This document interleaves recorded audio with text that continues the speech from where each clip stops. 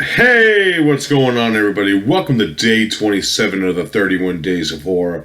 D-Bougie86 here again. And today I got a film from 2011, yes. And this is one that's been on my radar for a while, man.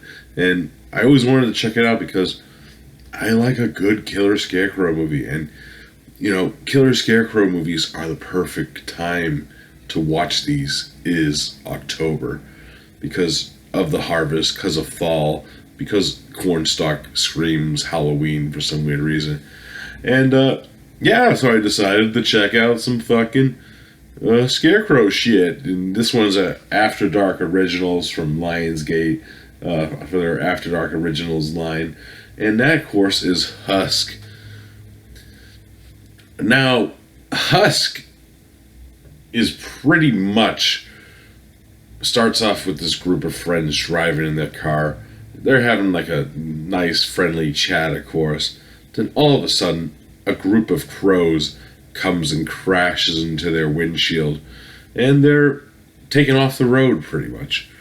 And pretty much they're in the middle of nowhere, no cell service, all that good, tropey horror shit goes on. And two of the guys decide to travel within the cornstalk to see if they could find some help. Why they travel, the other two stay behind.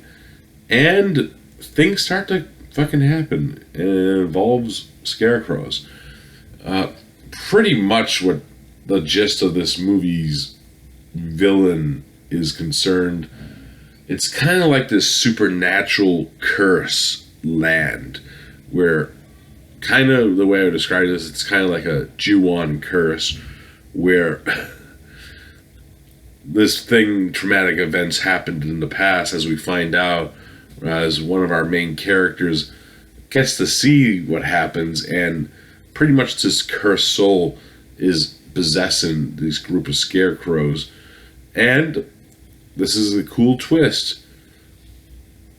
If you get killed by one of these scarecrows, you become one of them. You actually see the transformation of these corpses actually building their scarecrow outfits, per se. And then they go on a killing spree, and they become it's kind of like a pack mentality. Kind of like a Slither or like the Thing type of mentality where this thing absorbs your body and you become part of it in its grand scheme of getting the harvest ready. Yeah. Pretty much that's the gist of it, and it's pretty much the survivors are trying to survive and not get killed by these fucking things, you know what I mean? That type of deal. Now, my thoughts on it. Very unique take on a scarecrow film, and I do love that it just gets right into it. We don't have any, meeting them before they get on the road type shit. Once the cold open happens with the crows crashing in the windshield, the movie gets going. The characters are fun for the most part. They do some tropey decision making, which you do get in a lot of these type of movies, where they make some stupid decisions. But you wouldn't have a horror movie without them. You know what I'm saying, guys? And I actually kind of dug it for this type of movie. If it was like a normal slasher film per se, I could see it not going that way and be like, fuck this movie. But I kind of like that it was because pretty much the people that are these scarecrows end up being their dead friends. In that aspect, I could see them kind of making those bad decisions because they don't know how to think about it, because these people were their friends before they were these fucking scarecrows, So that aspect of it's always unique to me in that sense, where it really kind of goes down with that supernatural element, which I also like. I like that it's not just a bunch of, there's always supernatural things with scarecrows, but I like that it kind of has a backstory to the supernatural things, and it's fully explained through these flashbacks. And I like that it's kind of like a Japanese J-horror curse type deal, where I even also like that it's like a pack mentality with these scarecrows as well, kind of like a Splinter or the Thing, like I said, or like Slither, where if you get infected with this curse, you're part of it. It's fucking great. I love that aspect of it. And I love how this film is just fast paced and keeps it moving forward. It's just, they don't make movies like this anymore. And I love these. They're not like movies that you could fucking, there is things you could dissect with this one, for sure, with like, especially with the shit I just said happens within it.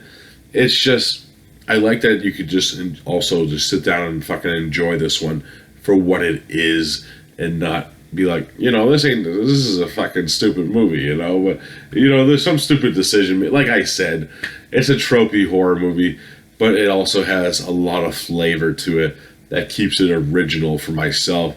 And I like that aspect about it. I love scarecrow movies. I want a lot of abundance of good ones. Unfortunately, we don't get a lot of them, and this one is one of them. Scarecrows from '88 is one of my favorite movies, and I would double feature that with this any day of the week. It's a great double feature. If you do Scarecrows and Husk, you're in for a fucking fun ride, man. I'm a little stuffed up from allergies, guys. My old room was all done. I'm actually in my new room too, if you haven't noticed. Still setting it up, getting some good shit going. But yeah, fucking awesome shit. Husk, I'm gonna give this a solid 8.5. I really fucking enjoyed this movie. One of my favorite watches of this 31 days. Really fun time. Really dug this. I gotta check out more of these. This is actually the first of these After Dark originals I have actually seen. I had to pick up a lot of these. So if you guys have any recommends for any more of these, leave them in the comments. I want to check more of these out. But Husk, awesome shit. Alright guys, that's it for day 27. I hope you enjoyed. I'll be back tomorrow with another 2005 movie. Whoop whoop. So I'll see you then, guys. Peace out.